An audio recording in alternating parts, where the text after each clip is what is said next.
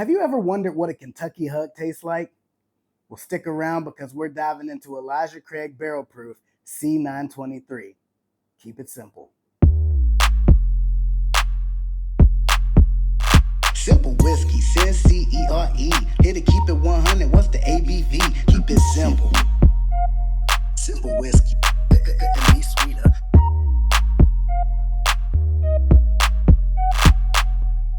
Welcome back, whiskey lovers, to another episode of the Simple Whiskey Show. I'm Cyncere, and tonight we are diving into yet another exceptional pour with Elijah Craig Barrel Proof Batch C923. C923 is an absolute beast of bourbon, so what else can we do besides tame it? Now, when I first began my whiskey journey, I was watching bukus of YouTube videos, but one thing that they never seem to cover is just how they came across a bottle such as the Elijah Craig Barrel Proof.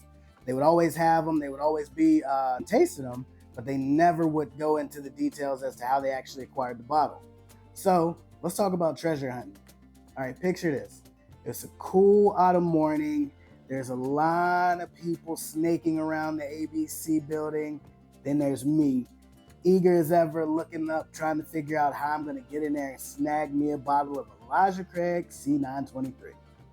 As I'm working through the crowd, trying to figure out who pulled an all-nighter, listening to some of the campfire stories that they were telling, and all of the conversation that they claimed to be so intoxicating from the night before. Granted, I just showed up here in the morning, so I didn't partake, all bound by their passion for yet this amazing elixir. Finally, the doors swing open and we all rush forward, looking to get trampled like it's Black Friday and we're hunting for a TV. There it is in all its amazing glory, sitting on the shelf, waiting for me to add it to my collection, Elijah Craig Barrel Proof Batch C923. That, my friend, is how I scored this amazing gem of a bottle. All right, let's take it back a notch. That's absolutely not how I got it. This was a pickup from my second stop on my bourbon hunt the day of the drop. First store, I sat outside for 2 hours, got me a bottle of Stag. Got to my second store, there were about 30 of these left, so I snagged one. Not quite as flashy, but I'm keeping it simple. All right, so no more tall tales. Let's get to what we're here for, the first sip. Oh man, caramel, vanilla, campfire. I don't know, so far so good. And now in the moment of truth, let's give it a sip. Cheers. I get a chocolate oak with maybe a touch of spice. It's like a chocolate covered campfire. Ooh, like a strong caramel note, some like a warm vanilla sugar. Okay, so that's different. That's really good. It's more of like a chocolatey oak on the taste, and not quite like an Old Forester 1910, but something about this gives me that similar double oaked chocolatey vibe. It's really it has that warmth on the mid palate as well as through the finish. And at 133 proof, obviously it's not too shabby in terms of proof, but you don't get that ethanol-y burn. It's more along the lines of what you expect in a Kentucky Hug. It's really good. Finish on this is very robust. It just lingers very long. It's like it doesn't want to say goodbye. And I mean, I don't either. I want to go back in for another sip. This is definitely going to be one of my new favorites. So let's do a simple breakdown on this one. MSRP on this one, $75. I'd pay that in a heartbeat, maybe a little bit more. Secondary pricing, some of the stores I looked at had it for $129.99. I didn't see anybody going too over the top for it. Granted, if I knew that somebody had it and I needed a backup bottle, or if I was getting low on this one, I'd pay the $129.99 for it.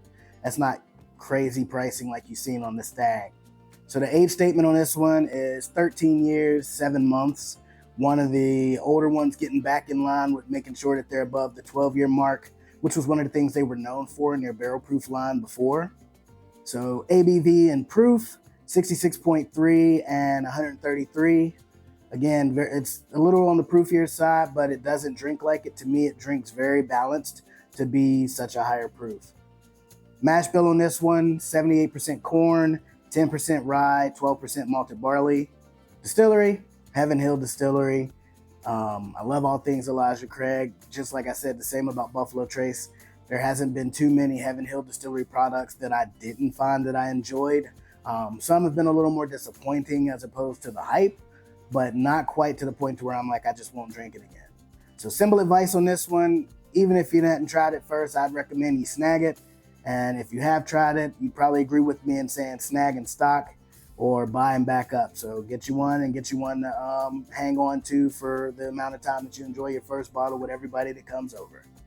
Thanks for tuning in. Don't forget to like, subscribe, and hit your notification bell. And I'll leave you with this. May your drams be fine and your days be simple. Keep it simple. Cheers.